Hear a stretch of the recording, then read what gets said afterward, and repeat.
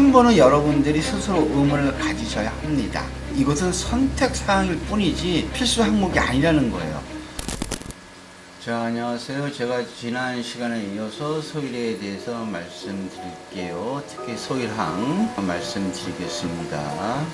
자, 특히 새우항 물잡이, 여기서는 소일 바닥재와 비슈림프가 해당되겠죠. 제가 지금까지 이제 어항 물잡이 얘기부터 소일의 제조 과정까지 살펴본 것은 결국 소일은 불완전한 바닥재이다, 이를 설명하기 위한 거겠죠. 그러면서 수명에 있는 것은 불완전하다, 이런 표현까지 썼네요. 여기까지는 충분히 이해하셨다 믿고, 결국은 소일의 특성은 약산성이다, 이거는 어쨌거나 본성입니다. 그리고 수명이 있다. 물에 넣는 순간부터 그 기능이 바로 발휘되지는 않을 겁니다. 약간의 시간이 필요하겠죠. 그리고 적정 시간이 지나면 또 그 기능은 떨어집니다. 이게 공산품도 마찬가지입니다. 유통기간이 있죠. 뭐 자동차 같은 경우도 출고 순간부터는 중고차 이렇게 표현하잖아요. 이거는 좀 광범위하지만 맥락은 똑같아요. 이렇게 보시면 되는 거예요.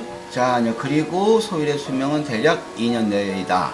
영양제나 흡착제, 결국은 첫 세팅 시 선택에 대한 문제일 뿐이고, 그렇다면 왜 자꾸 미네랄을 비롯해서 약을 쓰시나?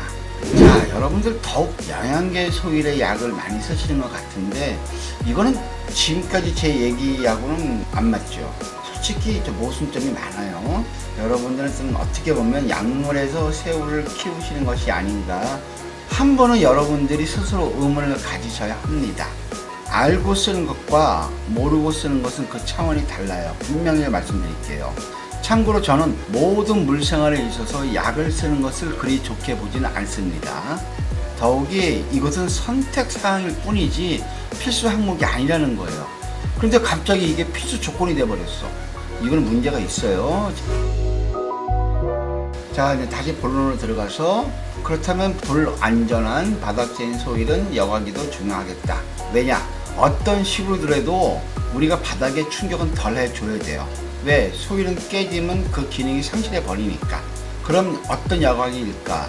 자, 제가 추천하는 것은 스펀지 여과기이다, 이걸 말씀드립니다. 저면 여과는 아무래도 바닥에 수압이 걸리죠. 그러면 그쪽은 특히 떡처럼 뭉쳐진다는 얘기는 얘가 뭉개진다, 소일이. 아무래도 뻘화가 빨리 진행이 된다. 그러면 수명을 단축시킨다, 이런 얘기가 이어집니다. 그렇다고 이제 상면이나 외부는 어떤가? 아무래도 얘들은 바닥을 건들지는 않아요. 근데 이제 문제는 모터가 이게 마음에 걸립니다. 모터는 열을 발생하죠. 이 비슈림프 제가 말씀드렸죠. 얘는 온도차 중요하다고. 자, 이제 온도 편차가 문제가 되겠다. 물론 측면이나 거리식도 모터가 있죠. 그래서 모터가 있는 건 우리가 피해야 돼요. 바닥을 건들지 않지만. 그래서 결국은 스펀지 여과기이다, 이런 결론이 나오는 겁니다. 또 제가 이거 너무 궁금해서 말씀드릴게요. 여러분들하고 한번 생각을 해보자고요. 요즘에 새우항에 대만식 여과 혹은 대만식 어항이라고 하는 게 있죠. 이거는 반저면 방식입니다. 나름 일리가 있어요. 그런데 우스운 것은 이 대만식 표현, 이게 맞는지요? 혹시 대면식 표현이 맞지 않나 이렇게 보는데, 여러분의 생각은 정말 어떠신지 제가 궁금합니다. 이건 부탁을 드릴게요. 한번 댓글 한번 남겨주세요. 제가 자료를 찾아봐도 없더라고요. 대만식이라고 나온 표현에 대해서는 제가 어느 부분 해석도 가능한데, 뭐 굳이 의미 부여를 하면 할 수가 있어요, 제 입장에서는.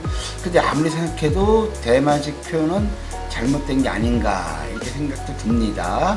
자, 이제 어떻게 보면요, 이게 우리나라 물생활의 현실입니다. 이 수준이에요. 결국은 기본 이론도 없어. 그만큼 틈이 많고 허술하다, 문제점이 있어요.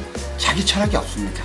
거꾸로 요 점을 활용을 하셔서 관심 있는 분들은 도전해 보셔라, 제가 이렇게 말씀드릴게요.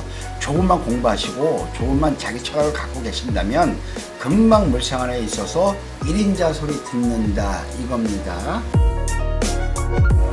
그 다음에 이제 소일항 물잡이 기간인데, 가장 궁금한 거 있죠, 여러분들이.